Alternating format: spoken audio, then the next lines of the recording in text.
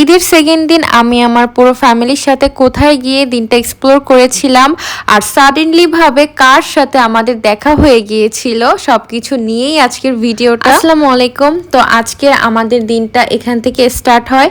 তো আজকে আমি ড্রেসটা পরতেছিলাম, আমার দুলা ভাই আমাকে এই ড্রেসটা গিফট করেছিল। তো ড্রেসটা আমি নিয়েছিলাম কুইন বি থেকে, যেটা অনেক সুন্দর অ্যান্ড অনেক গর্জিয়াস একটা ড্রেস ছিল। তো ফার্স্টে আমার গেট রেডি উইথ মি এখান থেকে স্টার্ট হয়, অ্যান্ড আমি হাই দিয়ে দিচ্ছিলাম কারণ আজকে আমি খুবই স্লোলি ভাবে রেডি হব এরকমই অ্যাটেনশন আমার ছিল। বাট আনফর্চুনেটলি আজকে আমার এত পরিমাণে দেরি হয়ে গিয়েছিল। তো ফার্স্টে আমি ময়শ্চারাইজার ইউজ করতেছি কারণ যেহেতু দিনের টাইম অ্যান্ড অলওয়েজ স্কিনে ময়শ্চারাইজার দেওয়া উচিত। তো আমি ভিটামিন ই যে ময়শ্চারাইজার ওইটা ইউজ করতেছি, আর অবশ্যই সানস্ক্রিন তো থাকবে মাস্ট। তো আমি ফেস বির সানস্ক্রিনটা ইউজ করতেছি। এটা আমি যখন বাইরে যাই তখনই ইউজ করি, বাসায় থাকা অবস্থায় ইউজ করি না, কারণ এটাতে তেমন কোনো হোয়াইট কাস্ট দেয় না। আর হোয়াইট কাস্ট সানস্ক্রিন তেমন একটা অনেকেই লাইক করে না। তো আমি এটা সাজেস্ট করব যারা হোয়াইট কাস্ট একদমই লাইক করে না তারা অবশ্যই এই সানস্ক্রিনটা ইউজ করতে। এটা খুবই ভালো, একদম স্কিনের সাথে অবজার্ভ হয়ে যায়।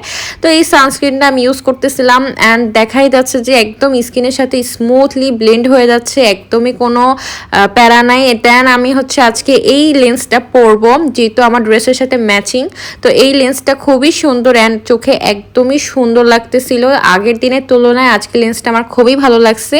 তো আমি যেহেতু আমার আইজের বেসটা আগে থেকে শুরু করব, আর আমি যখন গর্জিয়াস লুক করি আমি সবসময় আগে আইজের লুক থেকে স্টার্ট করি, যাতে করে আমার আইজ যদি কোনো কারণে নষ্ট হয়ে যায় তাহলে আমি এটা ক্লিন করতে পারবো, কারণ পরবর্তীতে আমার ফেসের দিক থেকে কোনো প্যারা হবে না। এই জন্য আমি আগে আইজের লুকটা করে ফেলি। তো আমি ফার্স্টে শিগ্লামের কনসিলারটা দিয়ে নিয়েছি যাতে করে আমার চোখের বেসটা সুন্দর করে থাকে।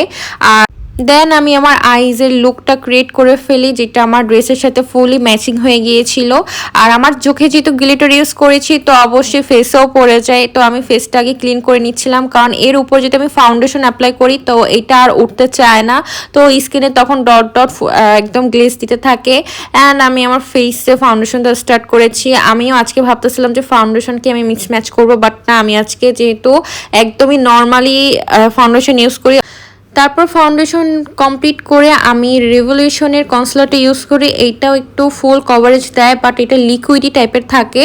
আর তারপর আমি এভেলিনের কম্প্যাক্টটা ইউজ করে আমি আমার বেসটা ফুল সেট করে ফেলি। আসলে এই কম্প্যাক্টটা খুবই ভালো, আমার ইউজ করা one of the most favourite একটা কম্প্যাক্ট। দেন আমি হচ্ছে আমার আইব্রোসটা একটু কাজ করে ফেলবো, যেহেতু এটা ফকালারের 02 শেড, যেটা আমি আগের ভিডিওতে বলতে পারতেছিলাম না, তো আজকে দেখাই দিলাম 02 শেড। এটা খুবই ভালো, যারা একদমই ব্ল্যাক আইব্রোস লাইক করো না তারা অবশ্যই এটা ইউজ করতে পারো। এটাতে তেমন ফুল ব্ল্যাক থাকে না, একটু অ্যাশ কালার থাকে, যেটা খুবই সুন্দর একটা কালার। তারপর হচ্ছে আমি আমার মেকআপটা ফিক্সড করব সুইস বিউটির ফিক্সার দিয়ে। এটা খুবই ভালো, আর গরমের ভিতরে আমি বলবো সবাই একটা করে মেকআপ ফিক্সার ইউজ করতে, এতে করে আমাদের মেকআপটা কোনোভাবেই নষ্ট হয় না, আর অতিরিক্ত ঘাম হলে কেকিও হয়ে যায় না, যেটা আমাদের মেয়েদের কমন প্রবলেম থাকে। এটা ইউজ করার পর আমার মেকআপটা আমি একটু বসতে টাইম দিই, আর এটা অবশ্যই সবাই করা উচিত। মেকআপ ঠিকমতো বসার পরই বাকি কাজ করতে হবে। তো এখানে আমি আমার মেকআপটা বসতে কিছু টাইম দিয়ে থাকি।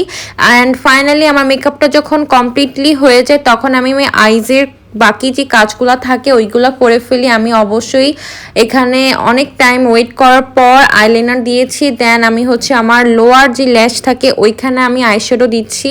তো যেহেতু আমার ড্রেসের যে কালার ওইটা অবশ্যই আমি উপরের আইজে দিয়েছি, এখন আমি দিয়েছি একটু গোল্ডেনের ভিতর ব্রাউন শেড, যেটা আমি মিক্সড ম্যাচ করে দিচ্ছি। এটা অ্যাকচুয়ালি আমার কালারটা ঠিকমতো অ্যাকুরেট থাকে না, আমি একটু অন্য কালারের সাথে অন্য কালার দিয়ে থাকি। দেন আমি আমার লিপস্টিকটা ফাইনালি কমপ্লিট করব। তো আমি এখানে ইউজ করতেছি হচ্ছে বিউটি গ্লেজের হচ্ছে পিঙ্ক শেডটা, অ্যান্ড আমার আই ম্যাজিকের নিউড শেডটা আমি ইউজ করব। তো এখানে আমি হচ্ছে ঠিকমতো দেখাতে পারলাম না, আমার লিপস্টিকের কালারটা একদমই সুন্দর একটা নিউড কালার হয়েছে। যেহেতু আমি আইসটা খুবই গ্ল্যাম রাখতেছি এই জন্য আমার লিপটা আমি নিউডের ভিতর রাখছি, যাতে করে আমার আইসের লুকটা একটু বেশি ফোটে। আর আমার লেন্সটা যেহেতু প্রপারলি সুন্দর দেখাচ্ছে বাট ভিডিওতে বোঝা যাচ্ছে না। দেন আমরা হচ্ছে ফুল কমপ্লিট করে রেডি হয়ে আমাদের স্পটে চলে আসি। অ্যাকচুয়ালি আমাদের যাওয়ার কথা ছিল গ্র্যান্ড প্লাসিডে, বাট আমরা চলে আসি সাউথ গেটে, কারণ সাউথ গেটের ভিউ নাকি খুবই ভালো আসবে। আর এখানে আমি আমার ড্রেসের ফুল ভিডিও করে নিচ্ছিলাম, আমার ড্রেসটা অনেক সুন্দর ছিল।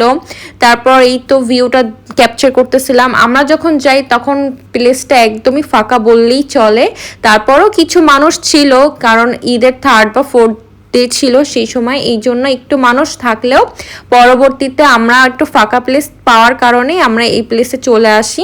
তারপর আমাদের যে খাবার থাকে ওই খাবারগুলো আমাদের চলে আসে।